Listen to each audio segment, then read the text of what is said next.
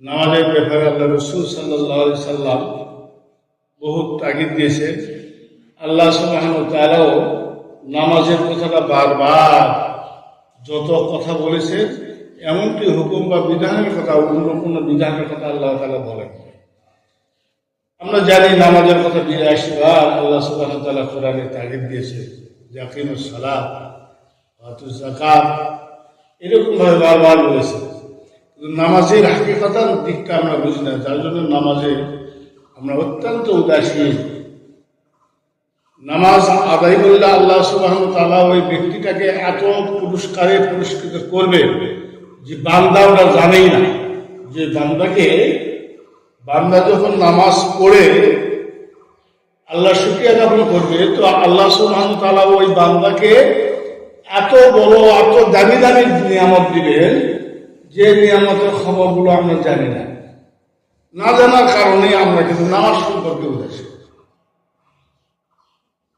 আপনারা জানেন ৫ ওয়াক্ত নামাজ ধারাবাহিকতা নিয়ে নবীদের আমলের উপরে আল্লাহ সুবহানাহু ওয়া তাআলা রেকর্ড করে রেখেছে।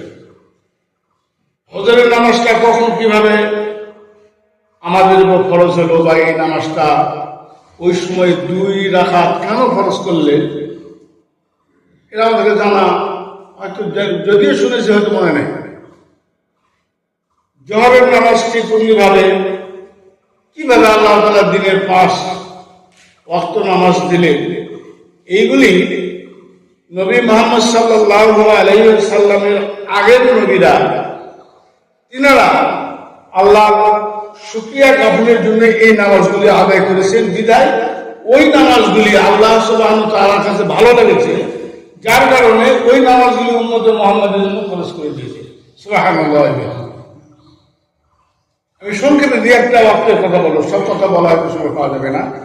হযরত আদম আলাইহিস সালাম জান্নাত থেকে যখন দুনিয়াতে আসলেন,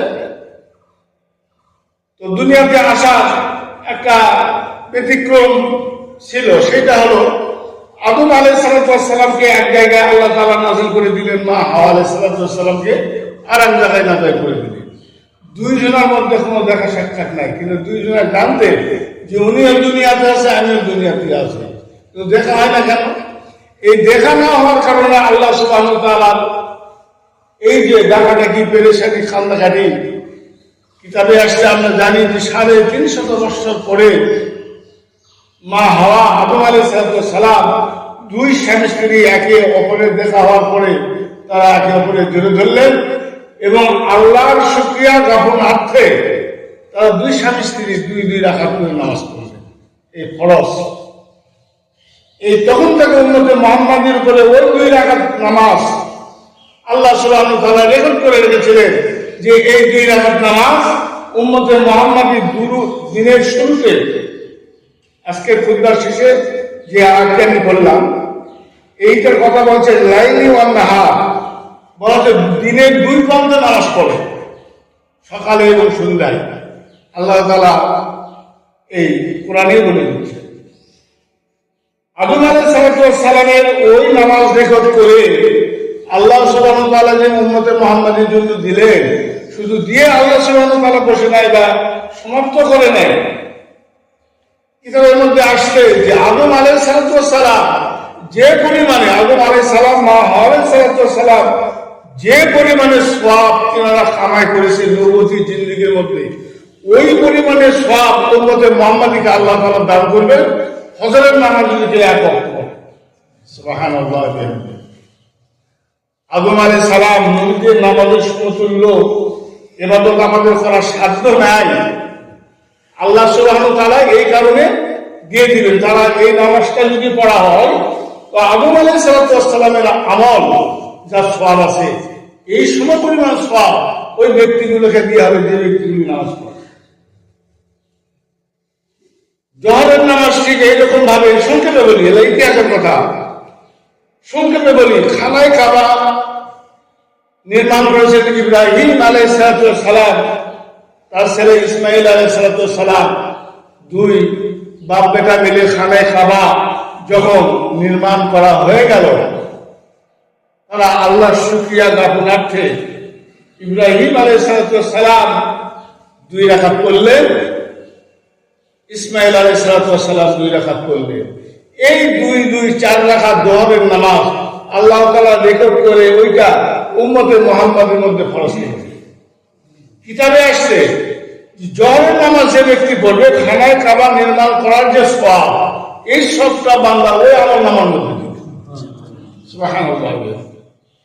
এই নামাজগুলি নিয়ে আমরা আগে উঠেছি না, আর এটাও আপনাদের জানা কথা যে আল্লাহ তাআলা যখন জান্নাতে দিবে, জান্নাতে এত বড় বড় এত দামি দামি নাজ নিয়ামত দিবে, আল্লাহ বান্দারা আক্ষেপ করে বলবে যে আল্লাহ এত তো পাওয়ার যোগ্য আমি ইবাদত করি না। আল্লাহ সুবহানাহু ওয়া তাআলা যখন বলবে যে তোমরা এই ইবাদতগুলি করেছিলে আর এইগুলিকে মুনাফা বাড়ায় আমি আল্লাহ তোমাদের এইগুলি করার উপযুক্ত করে আমি রেখে দিয়েছি। সুবহানাল্লাহ। নামাজের মধ্যে আমাদের গুরুত্ব রাখে, জুমাবার 1:01 বাজে আসতেছে, মসজিদে লোক নেই। তার মানে এটা নামাজের গুরুত্ব না থাকার কারণে এটা হচ্ছে। তো নামাজের গুরুত্ব আমাদের কখন হবে ভাই? নামাজের গুরুত্ব যদি আমরা না দিই, এই নামাজের যদি 2টা শর্তে নামাজ হয়, একটা খুশু একটা বিনয়, 3টা, আর একটা সময়ের মধ্যে নামাজ পড়াটা উত্তম। রাসূল সাল্লাল্লাহু আলাইহি ওয়াসাল্লাম বারবার তালিম দিয়েছে যে সময়ে প্রথম ভাগে নামাজ আদায় করে। এই নামাজের এত গুরুত্ব আল্লাহ তাআলা আমরা এই দুনিয়াতে বুঝতে পারতেছি না, কিন্তু এটা যখন আমরা ওই কালে যখন যাব, একটা নামাজ আমাকে সব গাড়িগুলিতে আল্লাহ তাআলা পরিত্রাণ করে দিবেন নামাজের বিনিময়ে। 5 বার যদি আল্লাহর কাছে হাজিরা দেওয়া হয়, রাসূল সাল্লাল্লাহু আলাইহি সাল্লাম বলছেন যে কোনো ব্যক্তির বাড়ির সামনে যদি একটা পুকুর থাকে, এই পুকুরে যদি দিনের বেলা যদি 5 বার গোসল করে, ওই ব্যক্তিকে গায়ে যেমন মানে ময়লা থাকতে পারে না, একটা 5 ওয়াক্ত নামাজি আমলনামার মধ্যে কোনো গুনাহ থাকতে পারে না।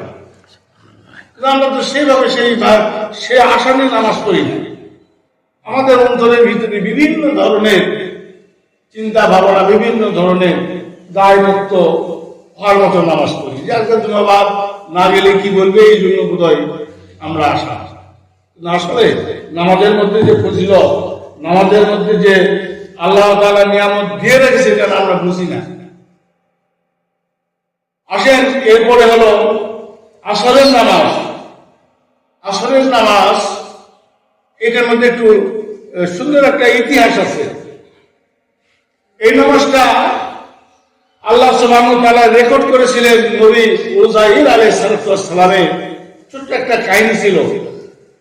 উযাইর আলাইহিস সালামকে দিনে দায়ী হিসাবে আল্লাহ তাআলা বললেন, একটা দেশের নাম দিয়ে বললেন যে তুমি ওই দেশে যাও, ওই দেশে তোমার হলো নবুয়তির দায়িত্ব, সেখানে পালন করো।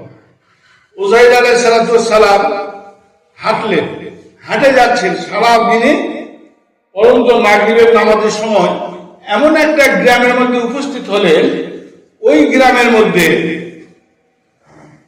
আল্লাহ সুবহানাহু ওয়া তাআলা নাজ নিয়ামত দিয়ে ভরপুর করে রেখেছে। সুবহানাল্লাহ।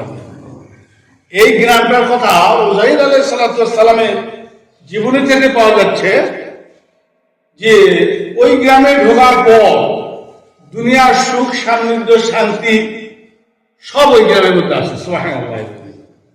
এরকম দু একটা বলি, তাহলে বুঝে যাবে, সব বলা যাবে না, সময় কম। উযাইর আলাইহিস সালাম গ্রামের মধ্যে ঢুকে দেখলেন যে ওই গ্রামে যে গাছ গোছালি আছে, সেই গাছ গোছালিতে এত ফলমূল আল্লাহ তাআলা দিয়েছে, সেই ফলমূলগুলি চড়ে গাছে চড়ে কষ্টকে নামার মতো প্রয়োজন নাই। যার যখন ফলের দরকার, সে মাথার মধ্যে কোনো ঝুড়ি নিয়ে হাঁটলে ওই ঝুড়ির মধ্যে আসে ফল পড়ে যায়।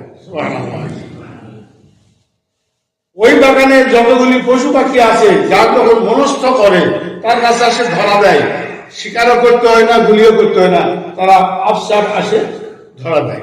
এত সে নাজ নিয়ামতে ভরপুর, সেখানে খাবারের অভাব নাই, শান্তির অভাব নাই। উযাইর আলাইহিস সালাম ওই গ্রামে এক রাত অবস্থান করলেন।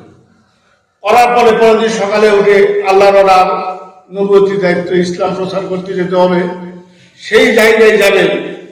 তো যতই শান্তিময় জায়গা হোক না কেন, আল্লাহর অর্ডার তো আল্লাহ পরের দিন সকালে উযাইর আলাইহিস সালাম চলে গেলেন। ওই ওইখানে কিছুদিন থাকার পরে আল্লাহ সুবহানাহু ওয়া তাআলা নবী উযাইরকে আবার অর্ডার করলেন যে তুমি ফিরে আসো, তোমার গন্তব্যস্থানে ফিরে আসো। আসার সময় উযাইর আলাইহিস সালাম ওই গ্রামটার কথা আবার মনে পড়ে গেছে যে আমি এমন একটা গ্রাম দেখে আসলাম যে ওই গ্রামটা না গেলে তো মনটা কেমন জানা করতেছে, আমি ওইখানে যাই।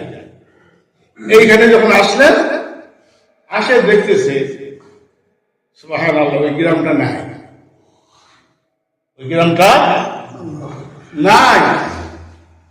উযাইর আলাইহিস সালাম আল্লাহর কাছে বলে যে আল্লাহ আমি কি পথ ভুলে আসলাম, ওই গ্রামটা কোথায়? আল্লাহ উযাইরকে বলে দিচ্ছে উযাইর পথ ভুল করে নাই, কিন্তু তুমি ঠিকই গেছো, কিন্তু ওই গ্রামটা আমি আর রাখি নাই, ওই গ্রামটা রাখি নাই।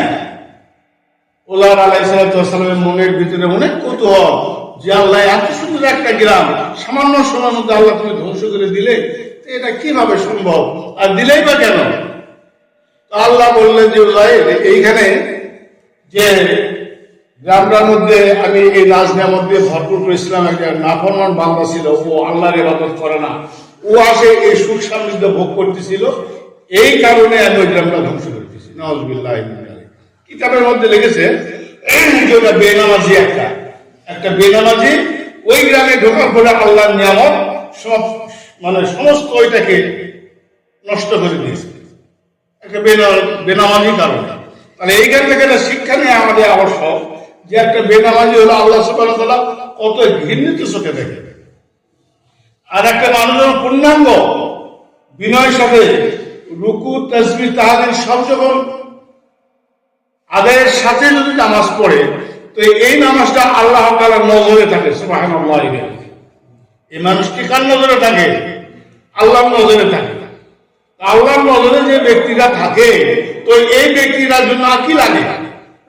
এই ব্যক্তিরা জন্য আর কিছু লাগে না, কিন্তু সেই নামাজ আমরা তো করি না, ওই নামাজ আমরা করি না। উযাইর আলাইহিস সালাম এই কথা যখন বললেন যে আমি আল্লাহ ধ্বংস করলেন, এটা কিভাবে সম্ভব, এটা আমার মাথায় ঢোকে না। উযাইর আলাইহিস সালাম বললেন তুমি ওখানে বসো, তোমার সম্পদটা আমি আল্লাহ এখান থেকে তোমার দিয়ে দেখাই দিচ্ছি। উযাইর আলাইহিস সালাম বসার সাথে সাথে উযাইর আলাইহিস সালাম মরে গেলেন, মারা গেলেন। উযাইর নবী মারা গেলেন। নববী জিন্দেগীর মধ্যে কিছু ইয়া ছিল, বেগ ছিল, বেগ ঝোলা। নবীদের তো ওই সেই এখনকার যে ট্রাভেলস এরকম তো না, নবীদের চামড়ার ঝোলা থাকতো। এই ঝোলার ভিতরে তার খাবারে একটু পানি ছিল, মিনারেল ওয়াটার, যেটা পরিষ্কার স্বচ্ছ পানি, এই পানিটা ছিল, আর সঙ্গে একটা গাদা ছিল। এই গাদাটা দাঁড়ে ঝোলাটা ওখানে রাখে, যখন বসেছে আল্লাহ ওখানে মৃত্যু দিয়েছে। এই মৃত্যুর মধ্যে দিয়ে 100 বছর অতিবাহিত হয়েছে। কত বছর? 100 বছর। 100 বছর পরে আল্লাহ তাআলা আবার উযাইর আলাইহিস সালামকে জীবিত করলেন। জীবিত করার পরে আল্লাহ তাআলা উযাইর আলাইহিস সালামকে জিজ্ঞাসা করেছে, উযাইর তুমি এইখানে কতক্ষণ অবস্থান করলে? উযাইর আলাইহিস সালাম বলছে যে আমার কাছে জোহর থেকে আসর এই সময় পর্যন্ত আমার কাছে মনে হয় যে আমি এখানে অবস্থান করতেছি। আল্লাহ বলছে যে না, তুমি এখানে 100 বছর তুমি অতিবাহিত করেছো। 100 বছর। আল্লাহ বলছে যে আল্লাহ আমি তো বুঝতে পারি না, 100 বছর অতিবাহিত হয়েছে আমি বুঝতে পারি না। কিতাবের মধ্যে লিখছে ওনার বেগের মধ্যে যে পানিটা ছিল, এই পানিটা সরাসরি পানি নয়, ওটা ওই যে আমাদের বর্তমানে যেমন বিভিন্ন ধরনের পানি আছে, আমরা যা খাই সেমিনার মতো এইরকম পানি, তো ওটার মধ্যে ওই উযাইর আলাইহিস সালাম ওই রকম কিছু উপাদান যে ওটা গুলে তিনি তৈরি করে রেখেছিলেন। আল্লাহ বললেন যে তোমার বেগের মধ্যে যে শরবতটা বা পানিটা রেখেছো এটা তুমি খাও দেখি। তো উনি খালেন, খাওয়ার পর বলছেন যে স্বাদ এতটুকু বিকৃত হয়নি, স্বাদ ঠিকই আছে, এত স্বাদ যে স্বাদ ওই স্বাদে আমি পাচ্ছি। তো ওনার বললেন যে আল্লাহ তাতে কি হলো, ওই স্বাদ আছে, এটা তো থাকতেই পারে। তো তো বলছে তোমার গাধাটা কোথায় রাখছিলে? বলছে গাধাটা, তো তাকায় বললেন যে গাধাটা মরে ওর হাড় গুলা ক্ষয় চলে গেছে, ওখানেই পড়ে আছে।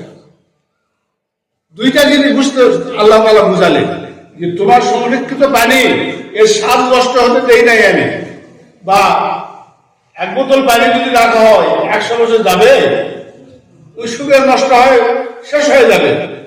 আল্লাহ তাআলা উদারকে বসে পানিটার সংরক্ষণ আমি 100 বছর করে রেখেছি, আর তোমার বিশ্বাস বা তোমার ইতমিনান আনার কারণে আমি এই গাধাটাকে মারে তোমার সামনে ফেলাই রাখছি, যাতে করে তোমার বিশ্বাসটা পুক্ত হয়। এই যখন বিশ্বাসটা বলে উযাইর আলাইহিস সালাম, সেই সময় টাইমটা ছিল আসরের ওয়াক্ত। এই সময়ে উযাইর আলাইহিস সালাম শুকরানা 4 রাকাত নামাজ পড়লেন। ওই নামাজটা আল্লাহ সুবহানাহু ওয়া তাআলা আমাদের জন্য রেকর্ড করে এই উম্মতে মুহাম্মাদের জন্য ফরজ করলেন ওই ওয়াক্তটাই। কিতাবের মধ্যে লিখেছে উযাইর নবীর যত আমল, যত সওয়াব উম্মতে মুহাম্মাদ আসরের নামাজ পড়লে ওই সওয়াব তার আমলের মধ্যে দিয়ে ভরপুর করে দিবে। সুবহানাল্লাহ। এখন থাকলো মাগরিব আর ইশা। নবী মুহাম্মদ সাল্লাল্লাহু আলাইহি সাল্লামের জামানায় ছিল ইশা, আর নবী আইয়ুব আলাইহিস সালামের জামানায় নবী আইয়ুব আলাইহিস সালামের অনেক বড় ইতিহাস। বলতে গেলে টাইম লাগবে, আল্লাহ যদি হায়াতে রাখে সামনে জুমাতে পড়াবো ইনশাআল্লাহ। তো বলছিলাম যে আমাদের নামাজের গুরুত্বটাই, আমরা 5 ওয়াক্ত নামাজ যখন পড়বো এত সওয়াব আল্লাহ তাআলা দিবেন। খানায় কাবা নির্মাণ করার মতো সওয়াব দিবেন যদি আমরা ফজর পড়ি। ইব্রাহিম আলাইহিস সালাম তার 2 ছেলে মেয়ে, এক ছেলেকে নিজে তৈরি করেছে, তাদের আমল নামার যে সব, ওই সব এই উম্মতে মুহাম্মাদের আমল নামার মধ্যে দিবে। আদম আলাইহিস সালামের নবুয়তির যা সওয়াব, ওই পরিমাণের সওয়াব এই উম্মতে মুহাম্মাদীকে দিবে। উযাইর আলাইহিস সালামের নবুয়তি যা সওয়াব, এই সওয়াব উম্মতে মুহাম্মাদীকে দিবে। তো তাহলে এত সওয়াব আমাদের জন্য, কিন্তু নামাজের প্রতি আমরা উদাসীন, নামাজের কোনো গুরুত্ব নাই, আল্লাহর সামনে দাঁড়ানা। আসুন আজকে আমরা এই কথাগুলি শোনার মাধ্যমে, এই কথাগুলি শোনার থেকে একটা শিক্ষা নেই যে আমরা ইহতিমামের সহিত, ইতমিনানের সহিত আমরা যারা 5 ওয়াক্ত নামাজ আমাদের জীবনে ফিট করতে পারি, আল্লাহ তাআলা সবাইকে 5 ওয়াক্ত নামাজ